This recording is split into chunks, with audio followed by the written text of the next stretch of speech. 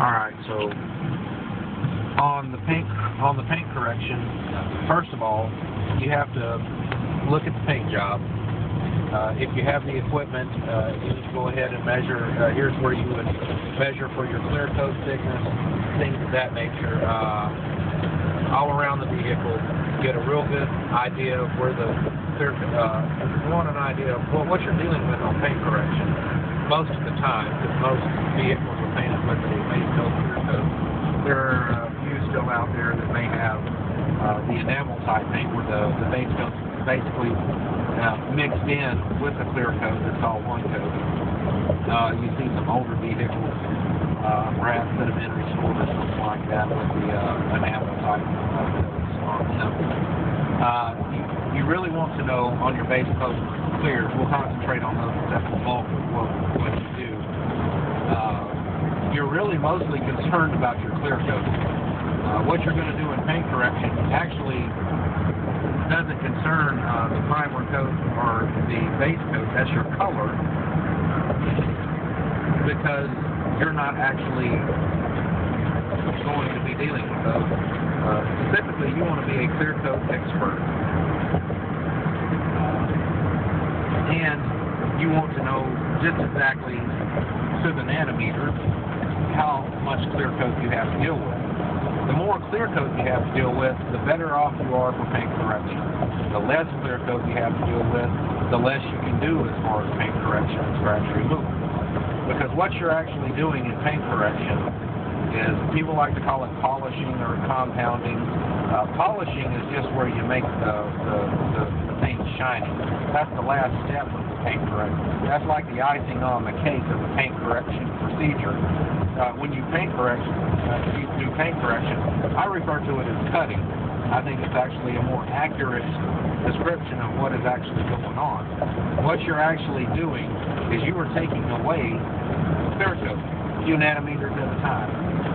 Typically on most cars you'll see a lot of clear coats that are 100 to 125 nanometers, give or take. You can run into custom cars that have a lot more clear coat than that. Show cars that have been repainted that may have a lot more than average for your layers of clear coat. And usually your nicer cars are more generous with the clear coat, shall we say. Then as far as clear coats go, different brands use different sorts of clear coats. This can even vary from year to year. Typically with your higher end brands, it probably doesn't, because they're going to be using the best out there. And of course, their research and development is going to be a lot more advanced, and that until they have rigorously tested the types of clear coat that they would apply, they're not going to use them. The same with their paints and primers and so on and so forth. Typically, your more run-of-the-mill cars, your GMs and your Fords and your Nissan imports and some of your European imports of the world, they're not going to be quite near as refined when it comes to using really high-quality paints. Not to say that they're using low-quality paints. It's just that you can't exactly take a Nissan Altima or a Chevy or Ford or a Dodge, whatever, or a Toyota, and compare it to the paint on a Bentley. There is just absolutely no comparison. So what we're doing is we're actually cutting down the clear coat. Now, when we cut the clear coat, there are different levels that you can cut it for.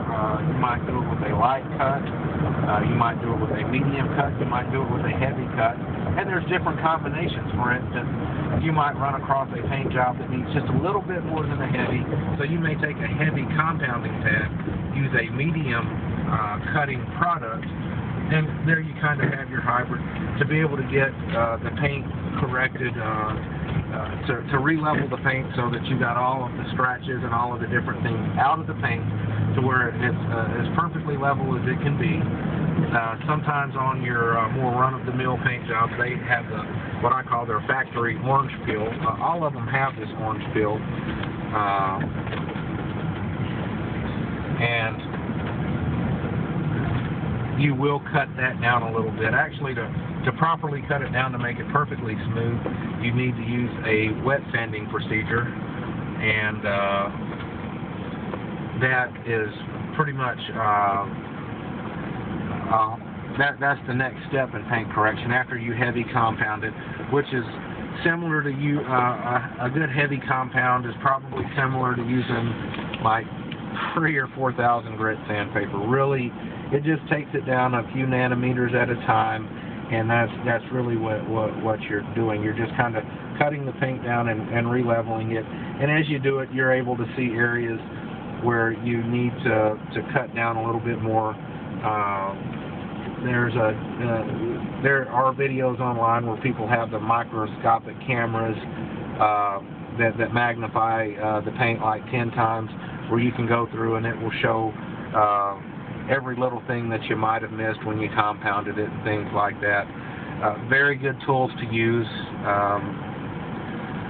Typically, if you see people using tools like that, there is a really, really, really good chance, number one, that they're not second-tier professional detailers. They know what they're doing, typically, and usually you're going to pay for that kind of quality.